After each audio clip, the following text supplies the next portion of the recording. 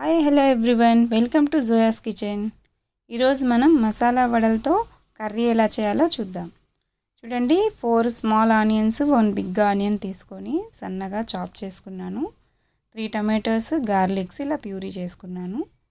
So oil heat అయ్యిందండి. Oil heat అయ్యాక ఆవాలు, కొద్దిగా జీలకర్ర వేసి ఇప్పుడు ఆనియన్స్ వేస్తున్నానండి. చాప్ చేసిన ఆనియన్స్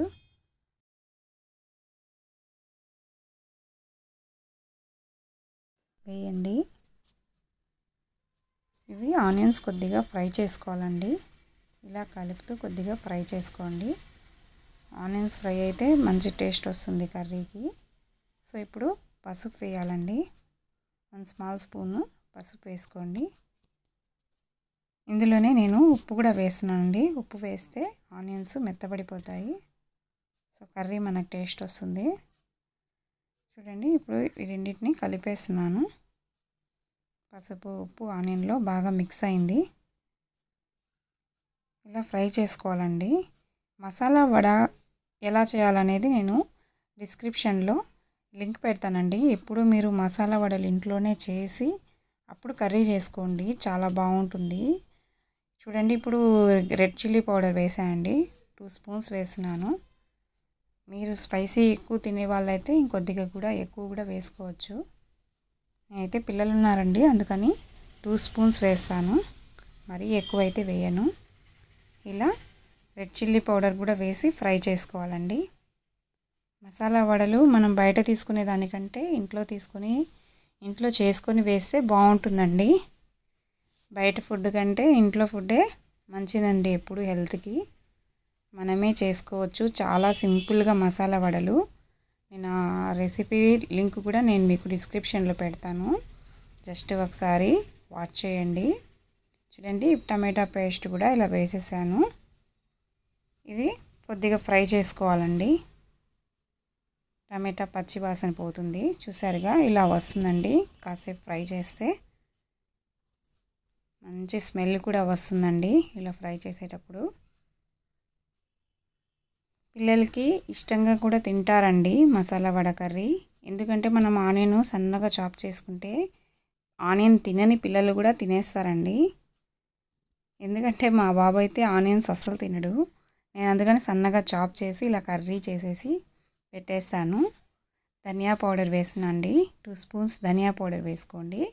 కొద్దిగా గరం మసాలా వేసినాను, ఒక 1/2 స్పూన్ అనుకోండి వేసుకోండి. ఎందుకంటే కొద్దిగా టేస్ట్ వస్తుంది గరం మసాలా వేస్తే కర్రీకి. చింతపండు తీసుకొని ముందుగా నానబెట్టుకోండి. ఇలా చూడండి, చింతపండు 1.5 కప్పు వేస్తున్నానండి. స్మాల్ కప్ తీసుకొని 1.5 కప్పు చింతపండు రసం వేసేసాను. చింతపండు రసంతో పాటు 2 గ్లాసెస్ వాటర్ కూడా యాడ్ చేసుకోండి. చూడండి, కర్రీ వాటర్ యాడ్ చేసిన తర్వాత మనం కాసేపు ఇలా కలిపి మూత పెట్టేసి ఒక 10 to 15 మినిట్స్ బాగా ఉడికించండి. ఈ కర్రీ అనేది మనకు కొద్దిగా పలుచగా అనిపిస్తుందండి, కానీ వడలు వేస్తే మళ్ళీ మనకి గ్రేవీ అనేది థిక్ అవుతుంది. ఇందులో 1 స్పూను జీలకర్ర మెంతుల పౌడరు 1 స్పూన్ వేసుకొని ఒక 10 to 15 మినిట్స్ ఉడికించి ఆఫ్ చేసేయండి స్టవ్. ఇప్పుడు మసాలా వడలు దీంట్లో యాడ్ చేసుకోవాలండి. చూడండి, మసాలా వడలు ఎంత బాగున్నాయో. హోమ్ మేడ్ అండి, ఇంట్లోనే చేశాను. ఈ వడలన్నిటినీ ఇలా కర్రీలో వేసేసేయండి. కర్రీ అనేది వేడిగా ఉండగానే యాడ్ చేయండి. మరి చల్లగా అయిపోయిన తర్వాత యాడ్ చేయొద్దు. వేడిగా ఉన్నప్పుడు స్టవ్ ఆఫ్ చేసిన తర్వాత యాడ్ చేయండి. ఒక 10 మినిట్స్ ఆగితే వడలంతా బాగా కర్రీని అబ్జర్వ్ చేసుకొని నైస్గా బాగుంటాయండి. ఆ సైజ్ కంటే ఇంకొద్దిగా సైజ్ కూడా పెరుగుతాయి. వడ కొద్దిగా పెద్దదిగా అనిపిస్తుంది.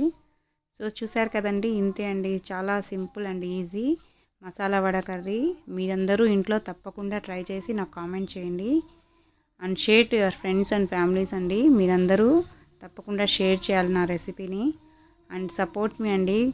నేను న్యూగా స్టార్ట్ చేశాను ఛానల్. మీరందరి సపోర్ట్ నాకు ఖచ్చితంగా కావాలి. ఒక లైక్తో నాకు ఇంకా ఎనర్జీ వస్తుంది. ఇంకా మంచి మంచి రెసిపీస్ చేసి నా ఛానల్లో అప్లోడ్ చేస్తానండి. నోటిఫికేషన్ ఆన్ చేసుకోండి సబ్స్క్రైబ్ చేసిన తర్వాత. అప్పుడే మీకు నా వీడియోస్ అన్నీ నేను ఎప్పుడు వీడియోస్ పెట్టినా అప్పుడు మీకు వస్తాయి. జస్ట్ సబ్స్క్రైబ్ చేస్తే నోటిఫికేషన్ ఆన్ చేయకుండా వీడియోస్ అయితే రావండి. మీరు నోటిఫికేషన్స్ని కూడా ఆన్ చేసుకోవాలండి. అప్పుడే మీకు నేను ఎప్పుడు వీడియోస్ పెట్టినా వెంటనే మీకు వస్తాయి. సో చూశారు కదండి, చాలా simple and easy recipe masala వడతో curry. Thank you for watching. Keep sharing.